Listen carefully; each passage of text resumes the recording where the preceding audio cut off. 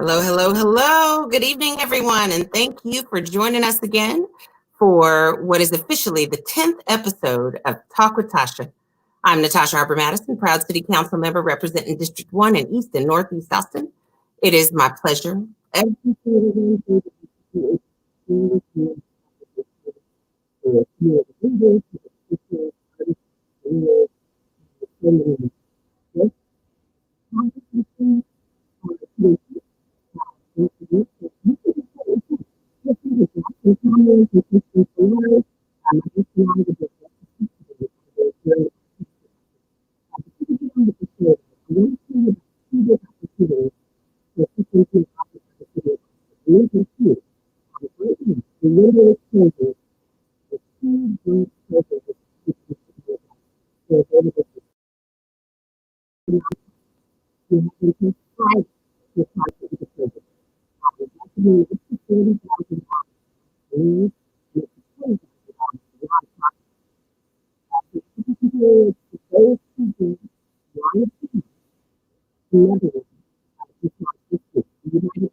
Greater Austin is helping the city to move $1 million into the hands of child care providers.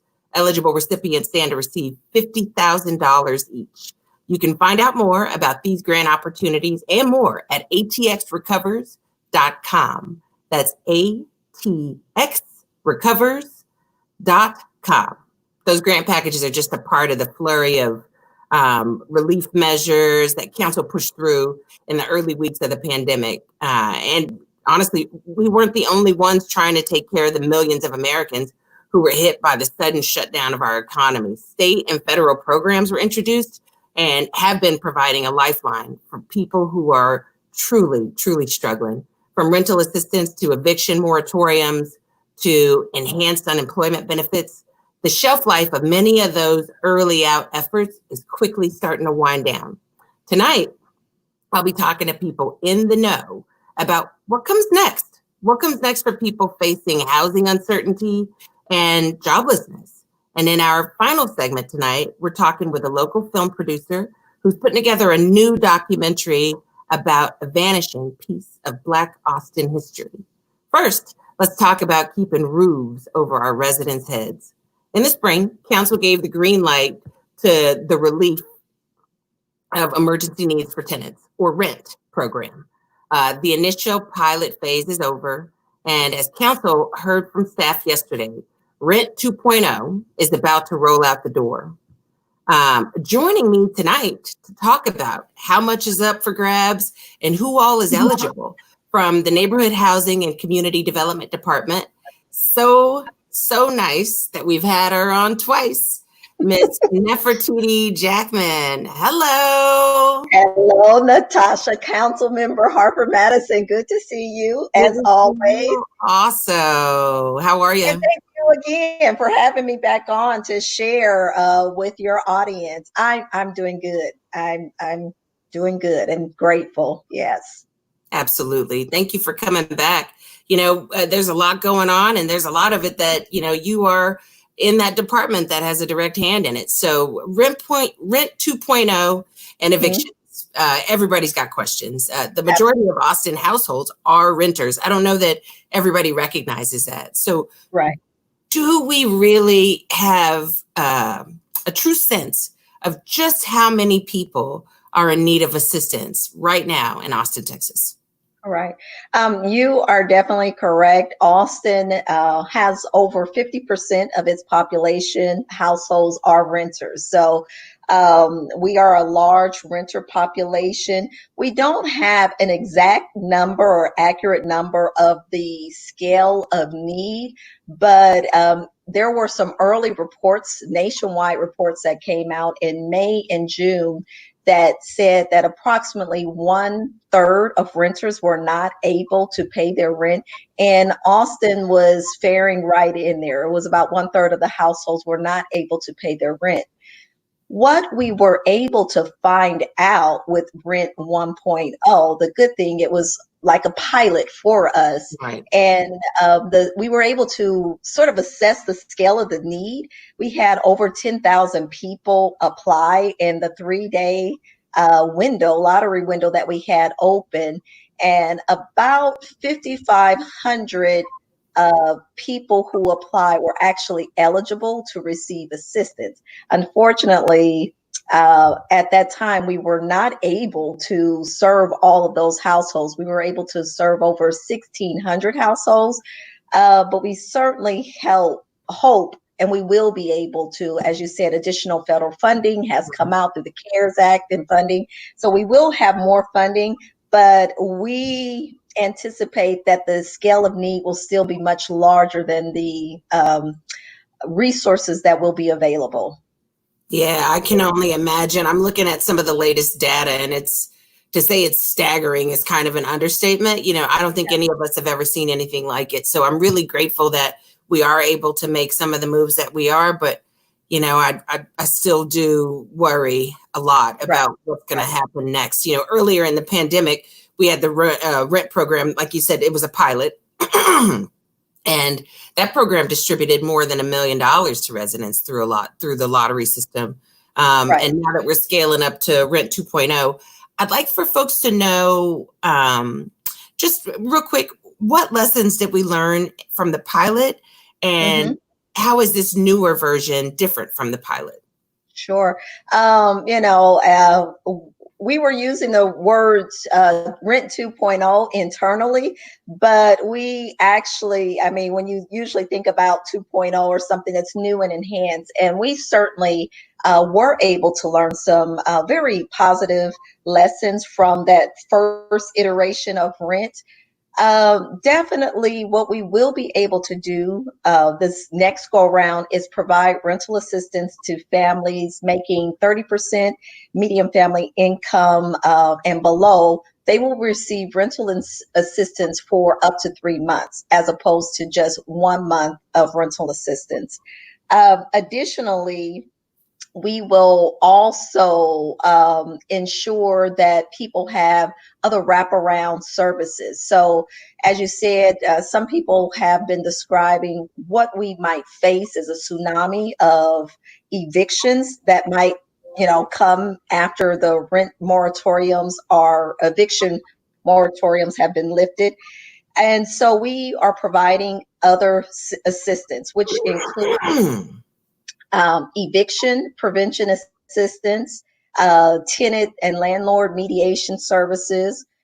We have set aside funding for what we're the right to cure. So if there's a situation where a landlord and a tenant can come to an agreement and the tenant can remain, but they might have some fees that are owed, we will have funds available to help cure that and make the landlord whole. Additionally, if we're in a situation which we hope we will not see, but if there's a situation where we can't, the tenant and the landlord cannot come to an agreement, we are providing tenant relocation services, which will include moving, storage, and assistance finding other affordable housing. So those are some of the major changes with Rent 2.0. Additionally, one that we heard loud and clear that you were pushing for and other council representatives, we will provide assistance for non-traditional lease agreements. And then finally, we will pay the full amount of rent, whereas before, eligible participants paid, they had to pay 30% of their income towards the rent, and then we paid the balance. So what we're going to do this time is pay the full amount of rent. Those are some of the major differences.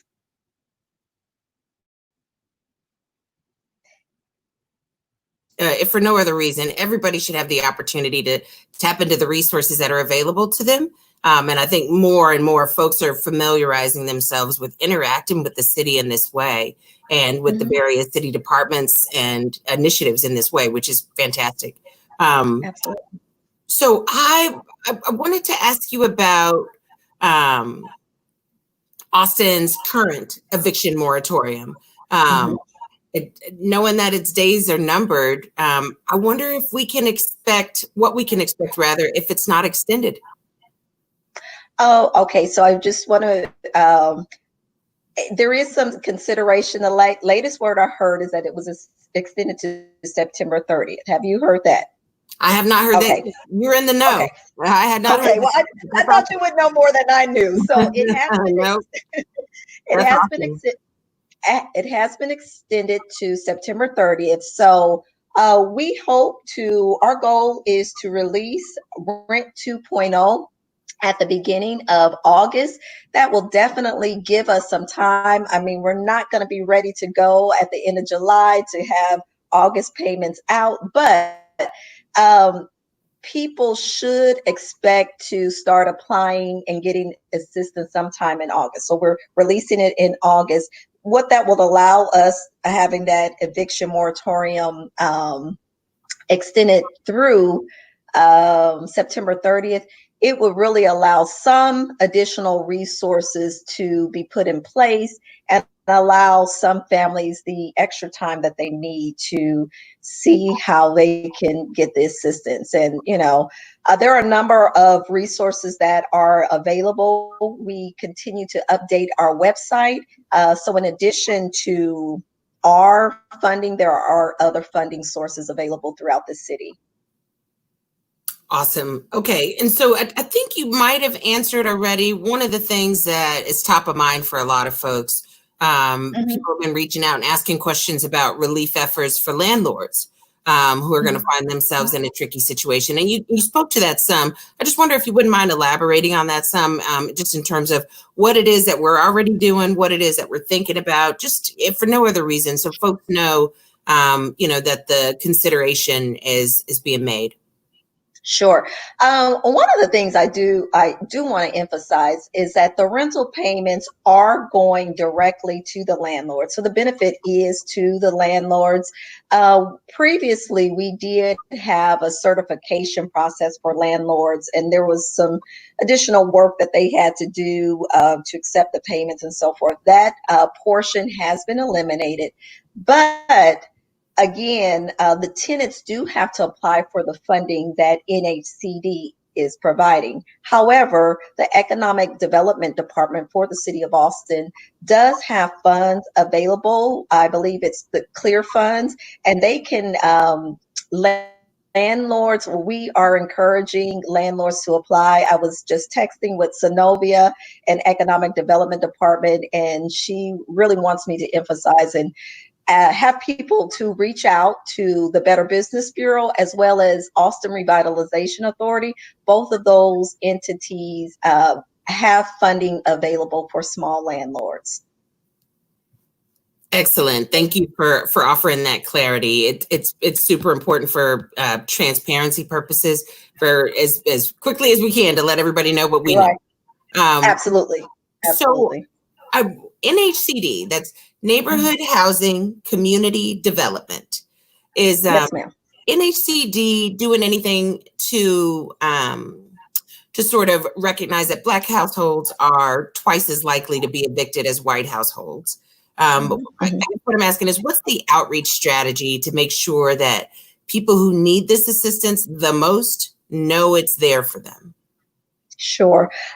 We did our outreach strategy. We had marketing previously with a zero budget. And even with that, the number of Black households that were served was much larger than our population. So I definitely want to say that our communications team did a good job reaching out to various community groups, and the partners that we worked with previously did an excellent job of getting the word out. We hope to, and we will do more for Rent 2.0. Number one, we have a robust marketing budget to really get the word out and make a larger impact. In addition to that, we are working with more community partners earlier. We had a very small window to launch Rent 1.0, if you will. But this time, what we will be doing is contracting with community-based organizations with a more focused reach into the community. People can reach and who are currently serving vulnerable populations, who have the connections to get the word out. And those requests for applications will be going out probably early next week. So I really encourage people to get connected to our website and our newsletter so that they can get information once those become available. And also register as a vendor with the city of Austin if you would ever like to be considered for some of the contracts and or grants. It's just a quick way to get that information. So through our community partners and a very focused strategic outreach process, we hope to reach more of the African American as well as Latinx communities. Awesome. Thank you for that clarification. I really appreciate it. So, you know, I can't help but call it Rent 2.0. The newest iteration of Rent is open for business when? What's today? What's the timeline? So right now we're finalizing a lot of the vendor contracts. Our goal is to get it ready to go. People will start hearing about it in August. So I can't give you a specific date, but by August, you will hear information about Rent 2.0. And there's no harm in calling it that. Okay, good, because it's stuck. Yeah, so, it's thick. It's in there. So yeah, I wonder when we get that information in August, will it include how long it'll take for people to get relief in their hands? What's next for the program? Is it safe to say that I can tell our audience watching that when we bring them information about Rent 2.0, that we'll have, you know, a comprehensive suite of information? Absolutely. You will have, again, like I said, our marketing team, they're doing a great job. They're ready to go. It's a matter of, you know, it's one thing getting the federal funding. It's one thing to be promised. It's another thing to have it in hand. Right. And we have been working on this since we finalized the first program. But our goal, we're moving quickly and things are moving quickly. So people, as soon as the information is available, and I believe you shared with our team, and we did hear your request to connect with your office regarding other outreach strategies, and they are connecting with them to do that. And so we definitely appreciate your help, want to make sure you have the information so that you can also amplify the effort. That's fantastic. And for what it's worth, I really appreciate that you said amplify, because, you know, there are multiple efforts sort of happening simultaneously. And I always try to figure out how we can make all those things dance together, you know? Absolutely. And absolutely. So, yeah, I'm really looking forward to just being able to help build out what y'all are already doing. I know just based on the amount of applicants that people are somehow getting the information. It's just one of those things where you always just want to make sure we're not missing somebody and that nobody's slipping through the cracks who doesn't have to. Absolutely, because people still, I mean, so we do need help. I mean, there are people who still complain that they did not get help. And so we're going to do, and then also one of the things that we are asking in the contracts that we will have is if there are community-based organizations that can help people complete their applications, we're providing funding for that. So we want to remove as many barriers as possible to make this a more streamlined process for everybody. Yeah, that's great. And streamlined is just generally better for everybody. Nefertiti, I got to tell you, it was a pleasure having you on the first time. And then again the second time. And I look forward to us. Good to see you as well. And thank you for your work as always. Thank you so much. I appreciate you saying that. It's nice to hear nice things. Okay. Bye-bye. Yeah, have a good evening. Thank you for joining us. All right. That was awesome. I hope that information was helpful. I know we've been getting a lot of questions in my office about what's going on and what information people need to know. And even if it's not for themselves, so they can share it with people they go to church with or other, you know, members of their family and such. So I really appreciate all that information and for Nefertiti sharing. So this weekend, enhanced unemployment benefits for workers laid off during the COVID pandemic are set to expire. That means that people struggling to find jobs during a partial freeze of the economy, they really stand to lose out on hundreds of vital dollars each week. Unless, of course, Congress does something about it soon. It is a really difficult time for job seekers out there right now, particularly in certain industries that really just have been steamrolled by this pandemic. I'm very happy right now to welcome Megan Elkins from the Texas Workforce Commission. This is an organization that works really hard to help keep people working. And right now, that sounds like an around-the-clock job. Hi, Megan. How are you? Good evening. I'm well. How are you? Very well, thank you. I think we're all pretty busy, but that's just become the norm. Yeah. Well, so thank you for joining us this evening. I know folks have a lot of questions, and I said it at the start of the show, but apparently there was an issue with my audio where I just encourage our audience to, as they have questions, when our guests are speaking, to just throw them in the comments. So something I always encourage our panelists to do is as we wrap up, just kind of go to our Facebook page and peruse the comments and see if there are any that are directed at you or some that you may be able to answer. Because I know that this is a topic that folks are passionate about and have a lot of questions and concerns about. So Texas Workforce Solution, what's the current state of unemployment here in Austin? And are we seeing anything in the way of trends in one direction or another? Yes, in fact, Austin is weathering this storm slightly better than Texas overall. At the beginning, or rather at the end of July 16th, unemployment in capital area Travis County decreased from 11.6% to 7.6%. That's compared to Texas overall at 8.9%. That is an interval that was taken right before there were some additional shutdowns in the economy for safety reasons. So we can anticipate an uptick in unemployment. Something that's worth noting, though, unlike the Great Recession 12 years ago, the greatest impact at that time was being felt by folks in their 30s with an associate degree. This time around, the people who are hurting the most are in their 20s with a high school diploma or a GED. Half of the employed claimants previously earned less than $30,000, and 75% earned less than $50,000. So when you say it's going to hurt folks to lose that $600 a week, it really truly is significant. I really appreciate you pointing that out. I think sometimes folks forget that it's really all relative. You know, $600 to one person is the difference between feeding your family and covering the cost of your expenses this week. So it's so important to make certain that we recognize that we have folks in our community who are really going to be in need. And I really appreciate the work that your organization does. In the first few weeks and months, there were a ton of complaints about the Workforce Commission's websites, phone lines. We fielded a lot of phone calls. People weren't able to apply, let alone collect their unemployment insurance.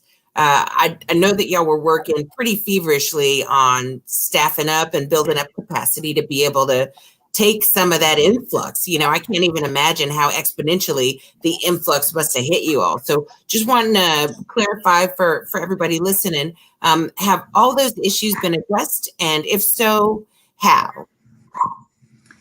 Yes, so the magnitude of the claims that happened starting around March 14th was substantial. Texas Workforce Commission processed in about 3 months as many claimants as they had processed in the previous 3 years. Since March 14th, however, they have processed over 4 million claims and paid out over $20.8 billion in benefits using state and federal funds. They've added additional staff, they've added additional call centers, they've expanded hours to 7 to 7, 7 days a week. There's a chat bot function available. They have right now over 1,000 individuals answering calls and additional staff available to address concerns case by case. In many cases, claims have been able to be backdated for when clients were unable to get through to the system. And nearly all services are available online 24 hours a day. TWC is recommending that if somebody needs to speak to a representative, the best time to call is in the early morning hours during a weekday or towards the end of the day on a weekend. That's good information. I know that folks were figuring out their own sort of combination of strategy throughout the course of, when the more difficult times. And so that's really good information for folks to have. So the federal government's enhanced unemployment benefits, they're going to expire soon. So according to CNBC, without that, excuse me, I have to sneeze. Thank you. Without that extra $600 a week, people on unemployment will be receiving an average of about $383 a week. So we were just talking about the importance of an extra couple $100. Some people are saying this will incentivize folks to get new jobs. And, sort of, I think you guys have an expression, is it reskill? Upskill. Upskill, thank you. Are there any jobs out there for them to get, is the question. Yes. So to the top of that, talking about what you can do now, upskill, increase your skill sets. You can never lose your education, and there are resources dedicated to increasing your skill sets that you can access through Workforce Solutions. You can go on our website tonight and explore new careers if you don't want to go back to the one you left. But those resources can be started online. They can be live. They can be in demand. We have a network of CBOs that are ready to meet you where you're at, even if you haven't been in education in a couple decades. There are jobs available. In fact, according to our data, 24,875 new jobs were posted in the Austin MSA in June. That is up from 19,600 in June of 2019. So that's interesting, a little higher than where we were this time last year. It's worth noting that the top industries hiring in June included healthcare, social assistance, retail trade, professional, business, and technical services, as well as accommodation and food services. If you're curious and you're looking for a job now, I would really recommend that you go to our website, www.wfscapitalarea.com. There is a Jobs Now page, which is updated daily to ensure that those are postings that are live and real. They're not stale postings that have been a holdover since pre-COVID. These folks are wanting to get warm bodies in the door now. And tomorrow, we actually have a virtual career fair. You can register for it again on our website. It will be from 10 to 4. Over 40 employers have signed up to participate. You can actually speak to an employer, be interviewed, and receive an offer on the spot. So I would encourage you to practice good social distancing and hunt for a job tomorrow through our virtual career fair. Muted. I was muted. Sorry about that. Yes, awesome. Thank you. I appreciate that. So I think I'll ask one last question. And I know this is something that's top of mind for folks. And, it's sort of serendipitous in that we just, as a body, are approved to offer some assistance to childcare providers. So the first few weeks for most families during the coming school year will be all virtual. But there's a good chance. In fact, I fielded this question from a young lady at a neighborhood association meeting last night. She had this exact same concern. So, given that first few weeks of the school year are going to be virtual, there's a real good chance that in-person classes could resume eventually.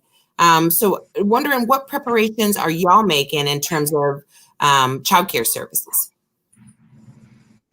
So as a parent of a 5 and an 8-year-old, that's something that concerns me as well. When and if schools reopen for in-person classes, we're going to continue to offer childcare the same way we always did prior, and that is to subsidize childcare for eligible children for the time period that they need it, whether it's after school or all day care. The issue will be how many providers are open and have slots available. We greatly appreciate the city's assistance to local area childcare providers. That network was fragile pre-COVID. It's even more fragile now. We are working with the providers in our area to follow safety guidelines from HHSC and CDC.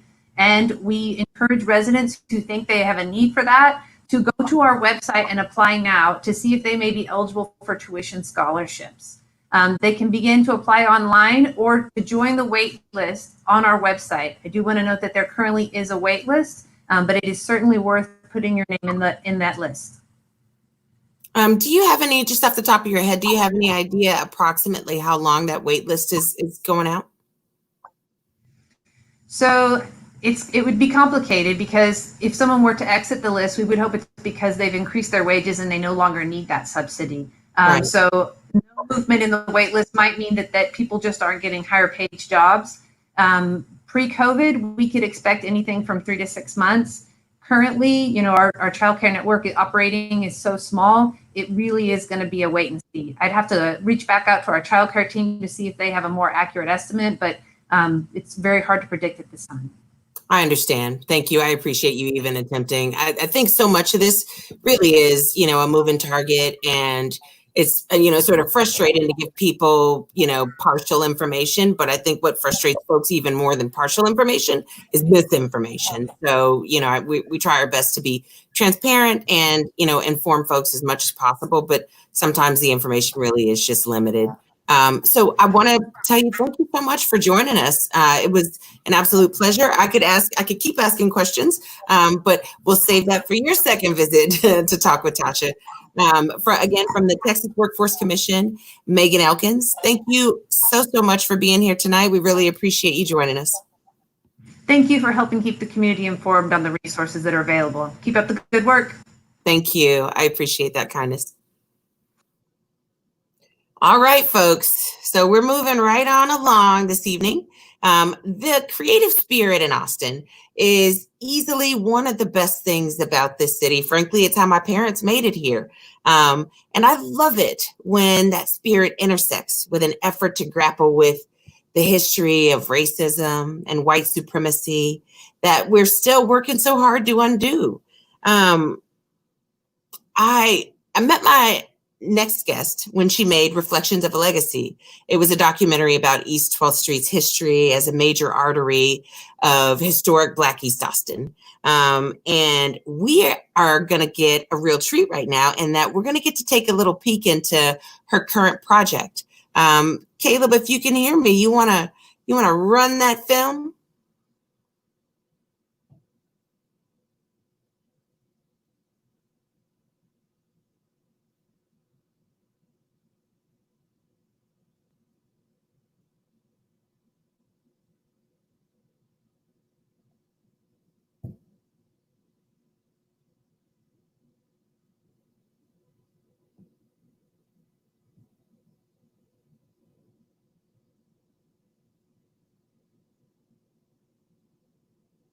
I wonder if we can try that again with the volume adjusted.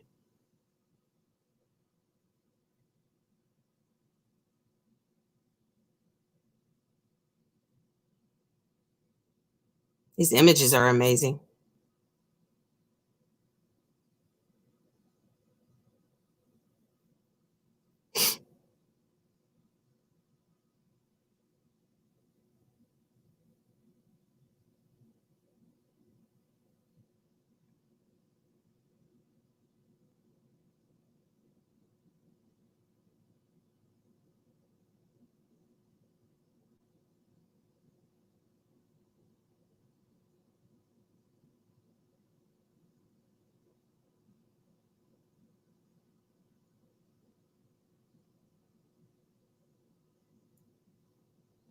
Awesome. Maybe we'll get a chance to try that again with audio later.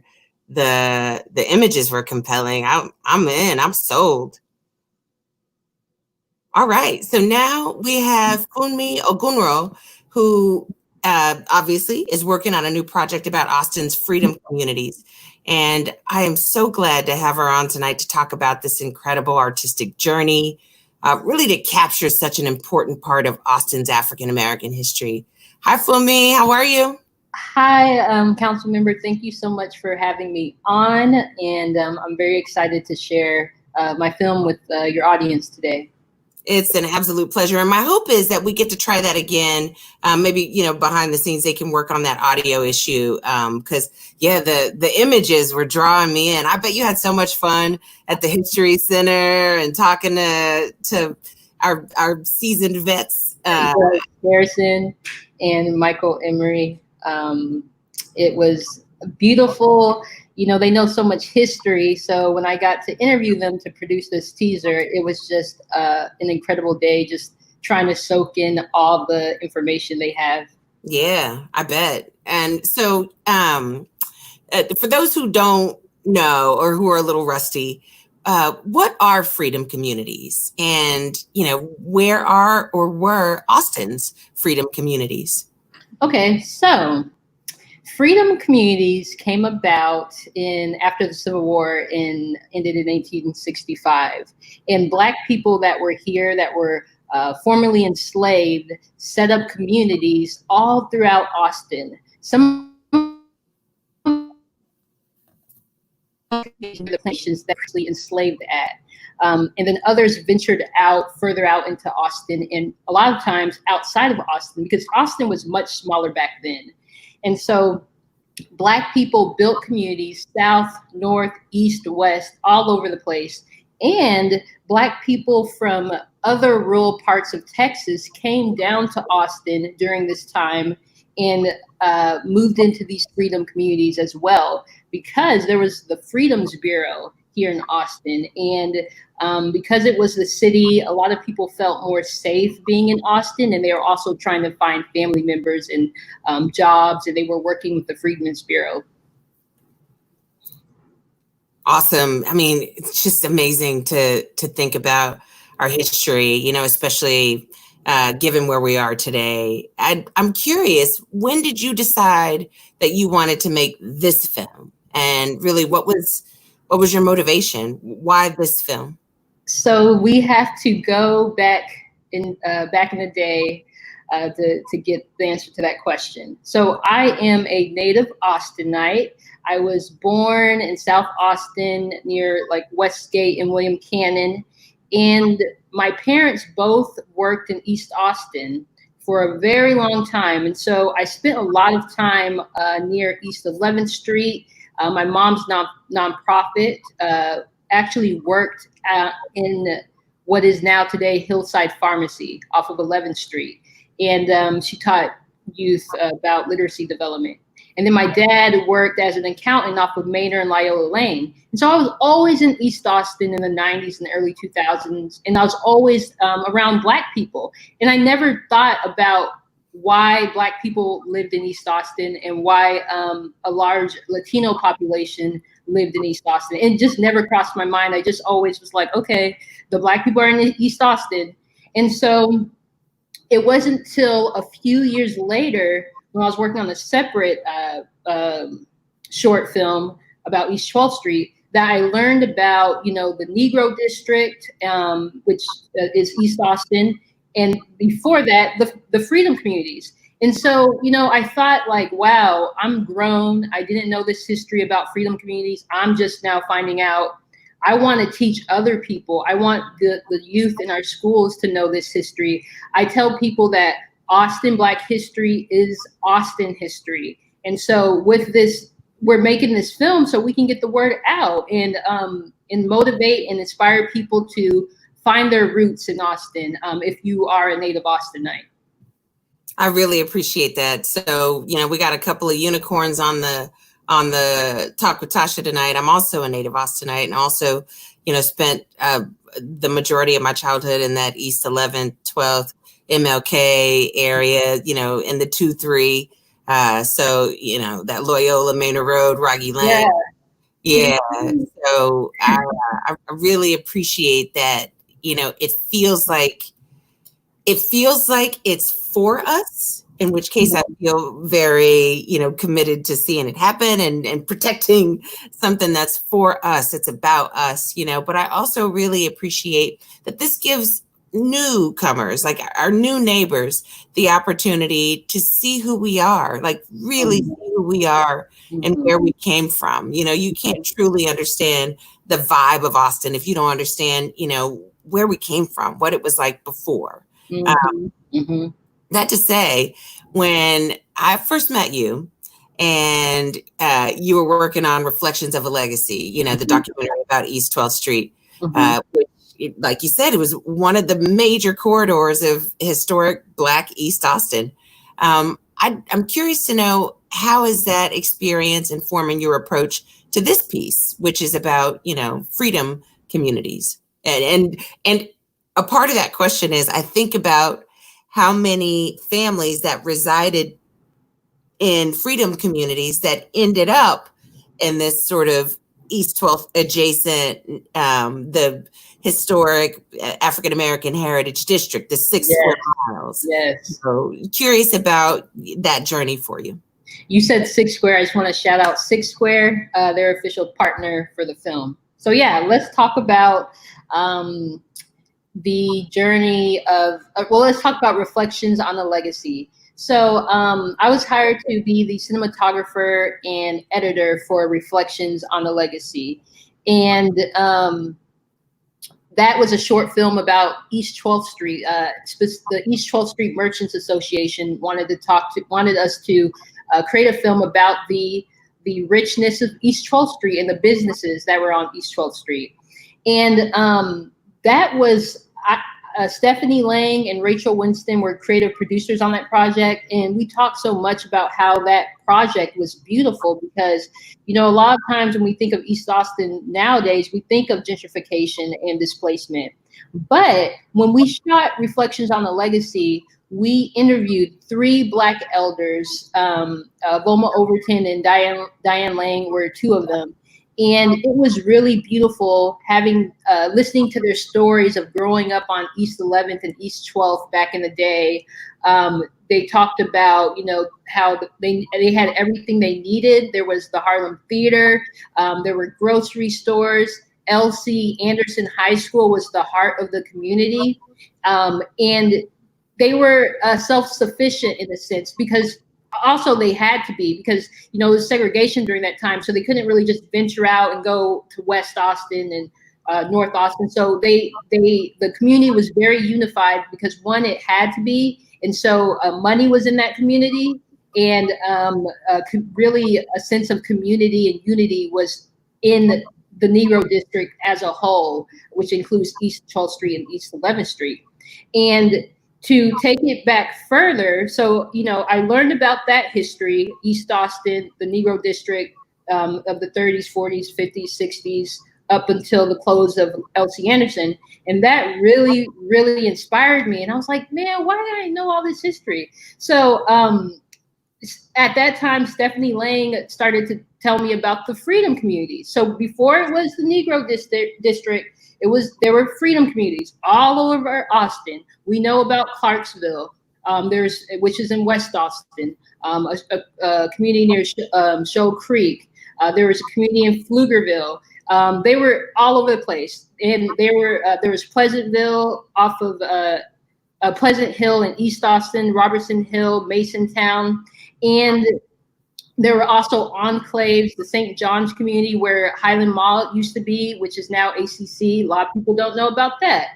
And, you know, at that time, you know, these freedom communities came about in the after Civil War, 1860s, 70s, 80s, 90s. And unfortunately, in 1928, the city of Austin created a plan, and that plan was to kind of push Black people to East Austin. And so there were already some freedom communities in East Austin, but, you know, the city said, why don't we just move all the Black people over there? And so that, the consequence of not going to East Austin is, the city may not provide you with services. So they encourage Black people to go to East Austin, and they promised, parks and roads, and they fulfilled some of those promises. Except for certain things like roads, paved roads didn't come until much later, sometimes until like 1970s. And so, in 1928, with the City of Austin plan and Black people being pushed into East Austin, we were resilient yet again, and we built up a vibrant and beautiful Negro district in East Austin. And so, there's so much history, and a lot of people don't know it. And so I want to start at the root, which is with the freedom communities after the Civil War. I appreciate that, and I appreciate the intentionality there. It's really important. So I just sort of I wonder if folks know what happened to them. I know you sort of elaborated some on what used to be, and we all. Well, maybe we don't all know, but we often talk about the 1928 master plan that relegated people of African ancestry, African Americans, to the East Side. But what happened to all those communities? Were all their fates exactly the same? Yeah, so you know, in the early 20th century, and a lot of these freedom communities started to dissipate. You know, for one, some of the communities were pushed out, and there was also, you know, the Great Depression, and so eventually these communities kind of dried up and dispersed. Right now, you know, there's historical markers. There's a home that has a historical marker in like Clarksville, which is the Haskell House. The Southside Freedom Community, there's a marker near Robert Stanley's home. Southside Community is near South Congress, and Robert Stanley was a prominent stone mason in the from the Southside Freedom Community. So his house is still standing there, and there's a historical marker. And so, yeah, freedom communities did not last a very long time. Unfortunately, a theme of our nation's history is displacement when it comes to Black and brown people. You know, similar to the Tulsa, the Black Wall Street, and the massacre that occurred in Tulsa, Oklahoma, a thriving Black community that was bombed. And so it's sad when you know, that these communities are no longer, but you know, we're digging up this history and we're tracking descendants down, and we want people to be educated on our past so we can use this for our future. Absolutely. So we have a couple of questions from our audience. April Harper is asking what we all want to know, which is, when can we expect to see the film in its entirety? Okay, so great question. So right now we are currently conducting research. I have several research associates and creative producers on the team, and we're fundraising for the film for the remainder of 2020.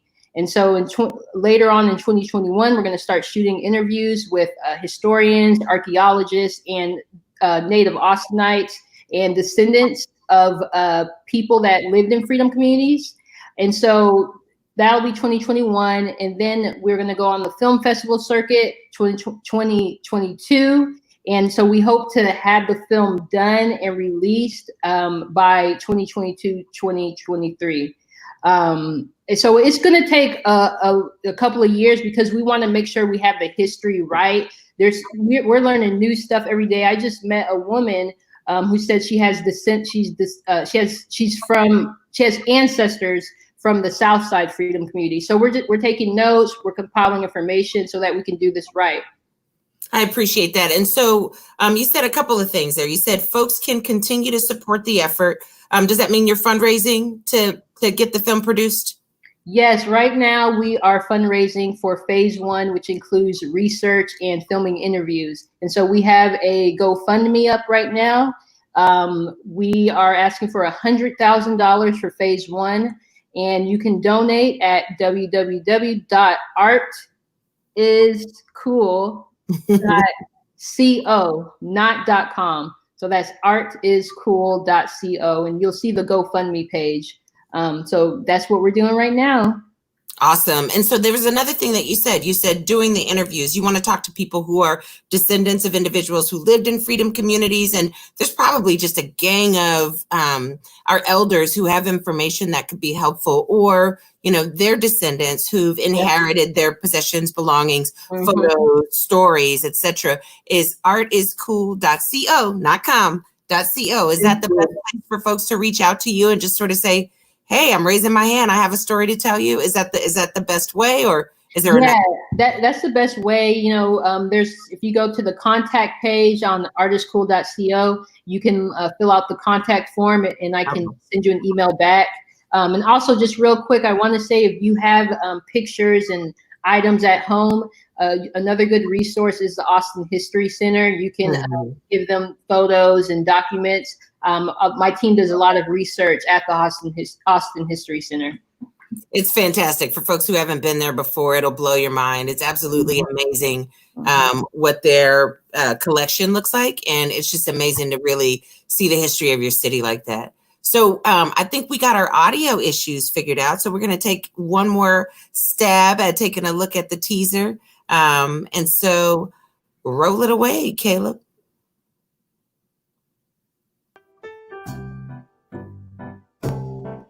Freedom communities or freedmen's communities were established by formerly enslaved Blacks after the Civil War ended in 1865, not only in the city of Austin, but around the city of Austin and even in rural Travis County. Did you know a couple blocks away from South Congress lived a freedom community named Southside, also known as Brackenridge? There were over 13 freedom communities throughout Austin and Travis County. Black people built these communities from scratch, building homes, grocery stores, churches, and schools. It was a place where African Americans did live back in the day following emancipation. The 1870s it began, and it was a place where folks had a community. They had everything they needed except utilities, paved streets, water, transportation. They had everything except the kinds of things that you'd associate with urban life.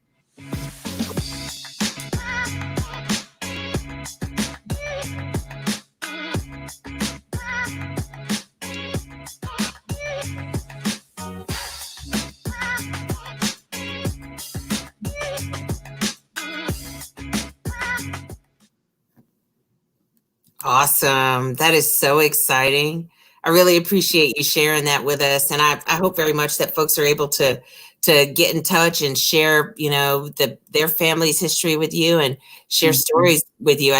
It's just going to be amazing. And I'm really looking forward to it. So the one last question I'll ask is, have you found that COVID has at all affected your ability to continue the work that you're doing on the film? It has not, and that's awesome. Well, because we're not in production and we're not filming interviews yet, which I don't want to film interviews yet, anyways, because we're interviewing a lot of elders, and so I want to wait on that. This time right now is allowing my team and I to do a lot of research. So we're at home doing research. So it really hasn't affected the development phase of the documentary. That's fantastic. I really appreciate that. So Fumi, our time has come to a close. Can you believe it? I really appreciate you coming on.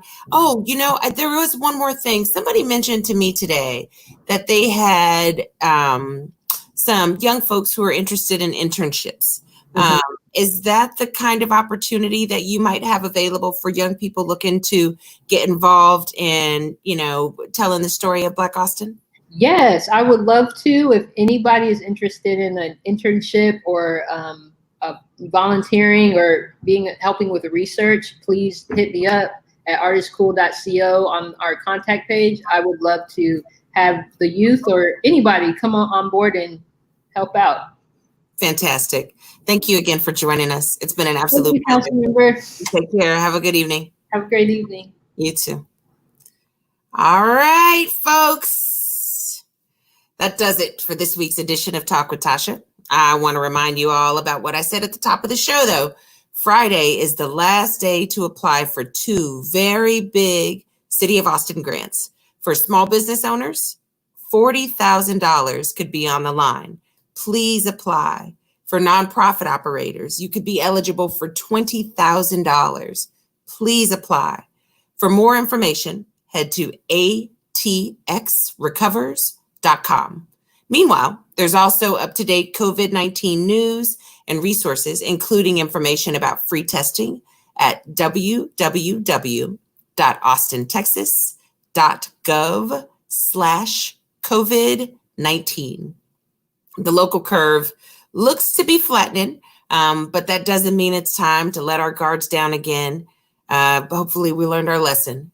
Keep wearing a mask, keep washing your hands, keep watching your distance.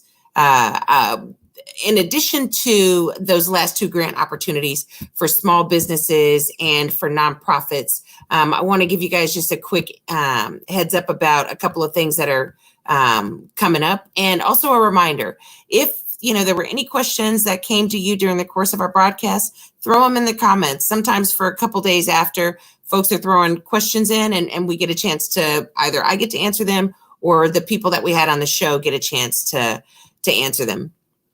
So just as a reminder, as the application period for the small business and nonprofit grants comes to a close, it's winding down on Friday.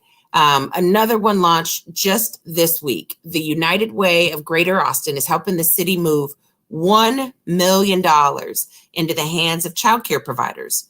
Eligible recipients stand to receive $50,000 each. You can find out more information about all of these grant opportunities, including the one that just launched this week, at atxrecovers.com. That's atxrecovers.com.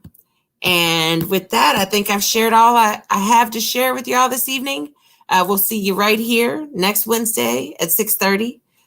Thanks for joining us as usual.